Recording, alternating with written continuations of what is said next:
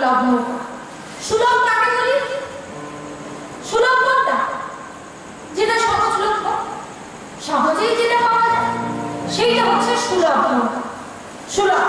আর দুর্লভ যেটা সহজে পাওয়া যায় সেইটা হচ্ছে দুর্লভ। এই যে মনে করি যে বছর অত্যন্ত বিলিতি চাষ হয়ে যায়, বিলেতি, সেই বছর 2 টাকাতেও কেউ নিতে চায়। আবার যে বছর 50 হয় সেই বছর 20 টাকা কেজিতেও পাওয়া যায়। তাহলে সুলভ আবার দুর্লভ। সুলভ কোনটা? যেটা সহজলভ্য, সহজেই পাওয়া যায়। আর দুর্লভ যেটা সহজে পাওয়া যায় সেইটা হচ্ছে দুর্লভ। তাই এই যে নরদেহরূপী নৌকা, এইটাকে বলছে সুলভ আবার দুর্লভ। দুর্লভ কেন বলছে? 84 লক্ষ জনের মধ্যে 80 লক্ষ জন্ম মৃত্যু পার করে তবেই মনুষ্য জন্ম, সেই জন্য দুর্লভ। হিসেবটা আপনারা জানেন, স্থাবরং লক্ষবিংশতি নবলক্ষাংশ জলজা কৃমিণো রুদ্রলক্ষাংশ 10 লক্ষাংশ অম্লজা 30 লক্ষ পশুরাংশ 4 লক্ষাংশ মানবা। এই মনুষ্য জন্ম পাওয়ার আগে 20 লক্ষ বার গাছপালা, আম জাম জামরুল কত গাছ হয়েছে, কিন্তু মুক্তি পেলাম কবে জানো? যেদিন তুলসী বৃক্ষরূপে আমার জন্ম হলো, সেদিন গাছ জন্ম থেকে আমি মুক্তি পেলাম। তাহলে স্থাবরং লক্ষবিংশতি 20 লক্ষ বার গাছপালা রূপে জন্মগ্রহণ করলাম। স্থাবরং লক্ষবিংশতি নবলক্ষাংশ জলজা, জলের মধ্যে জন্ম হলো 9 লক্ষ বার। মাছ চিংড়ি কাঁকড়া কত জীব হলো, কিন্তু মুক্তি পেলাম কবে জানো? যেদিন আমার শঙ্খরূপে জন্ম হলো, সেদিন আমি মুক্তি পেলাম। স্থাবরং লক্ষবিংশতি নবলক্ষাংশ জলজা কৃমিণো রুদ্রলক্ষাংশ, কৃমি রূপে জন্মগ্রহণ করলাম 11 লক্ষ বার। কত রকমের পোকামাকড় হলাম, কিন্তু মুক্তি পেলাম কবে জানো? যেদিন আমি মধু পাই, যেদিন আমি মৌমাছি রূপে ফুলের মধু সংগ্রহ করে চাকে ভরে দিলাম, আর সেই মধু দিয়ে গোবিন্দের সেবা হলো, সেদিন আমি মুক্তি পেলাম। 10 লক্ষাংশ অম্লজা, ডিমের মধ্যে জন্ম হলো 10 লক্ষ বার, কিন্তু মুক্তি পেলাম কবে জানো? সাপ হলাম, গিরগিটি হলাম, টিকটিকি হলাম, কিন্তু যেদিন আমি ময়ূর কুলে জন্ম পেলাম, আবার পালক দিয়ে গোবিন্দের চূড়া তৈরি হলো, সেই দিন আমি মুক্তি পেলাম। 30 লক্ষাংশ পশুরা, পশুরূপে জন্মগ্রহণ করলাম 30 লক্ষ বার। বাঘ, সিংহ, হাতি, ঘোড়া, কুকুর, বিড়াল হতে হতে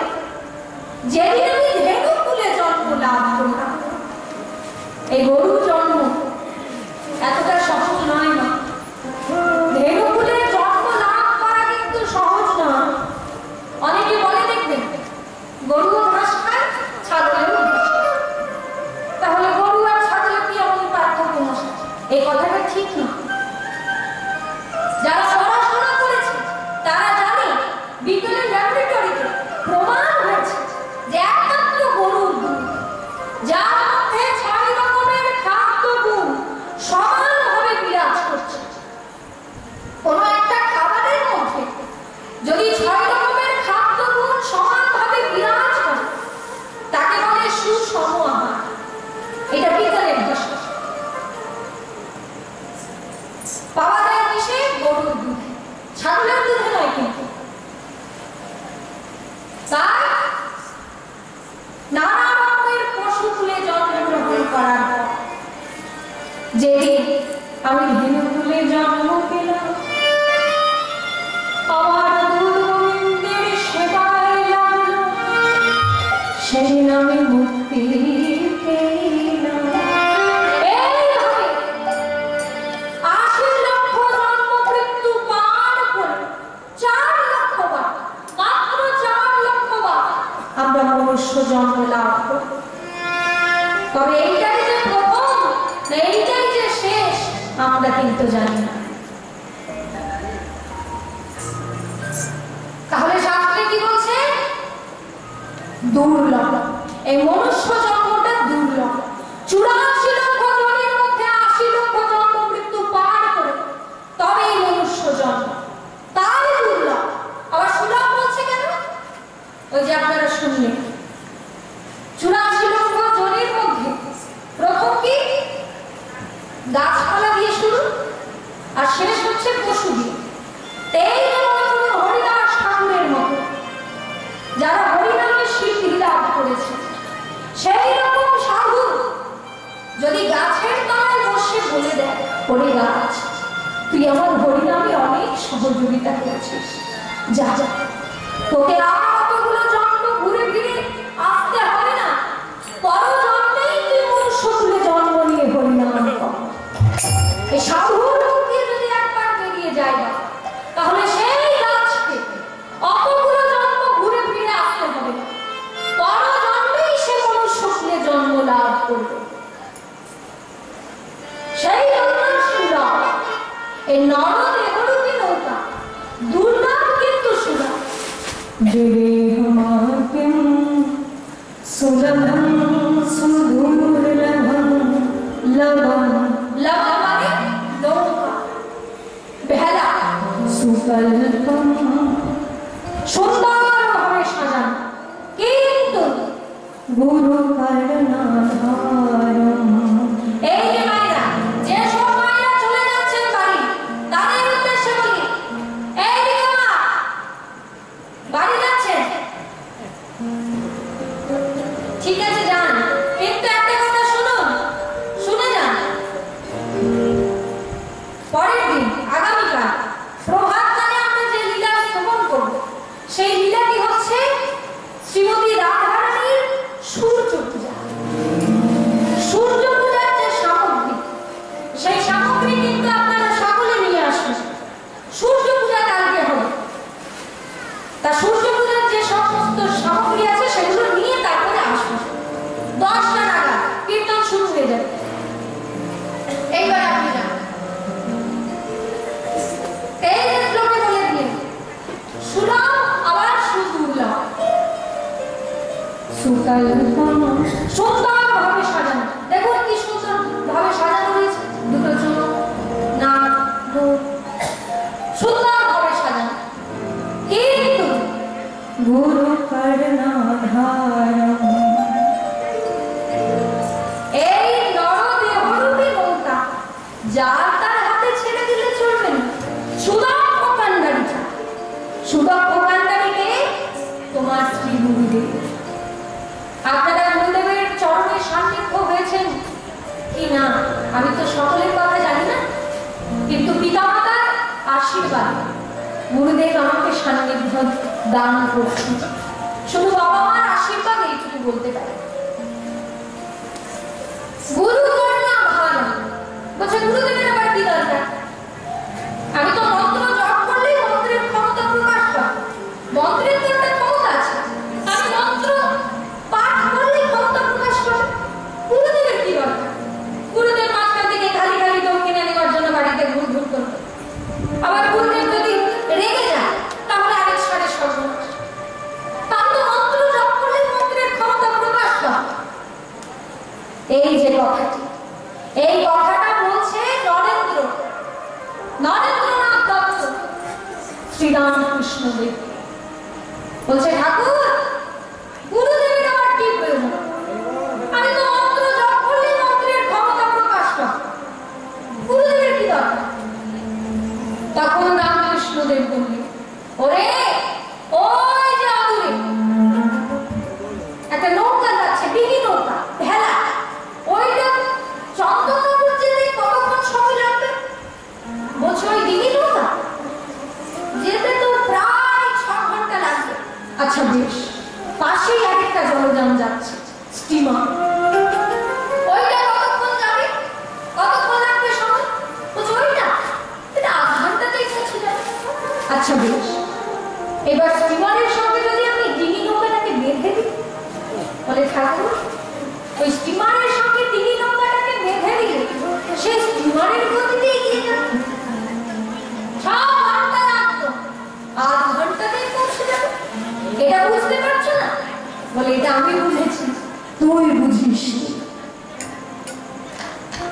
মন্ত্র জপ করে কবে সিদ্ধি লাভ করবি তার কোনো ঠিক ঠিকানা নেই, কিন্তু সদ্গুরুর সান্নিধ্য যদি তুমি লাভ করতে পারো তাহলে অনায়াসে গোবিন্দ চরণ তুমি একদিন লাভ করতে পারবে।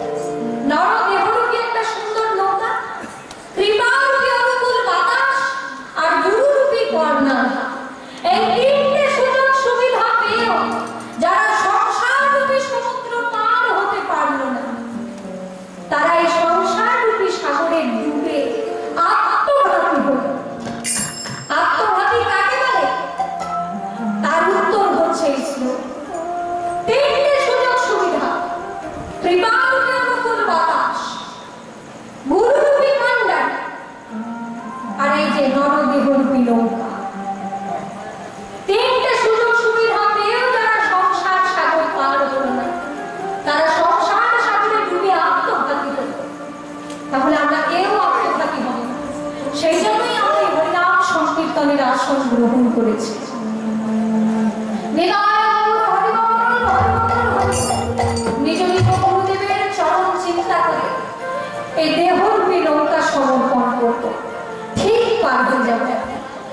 পাবে। আজকে শ্রী গোবিন্দ তিনি গোছাবাড়ি যখন গিয়েছেন, সুভাষকে ডেকে বলে, যায় সুভাষ, তোরা মা একটু এই গাভীগুলো দেখে রাখবি, আমি একটু যমুনায় জল পান করে চলে আসবো। আর সব দাদা ঘুমিয়ে আছে, কেউ জানাবি না, আর যদি জেগে যা তখন বলবি কি এই নানার যমুনায় গেছে জল পান করে চলে আসবে। কিন্তু আমি যে কি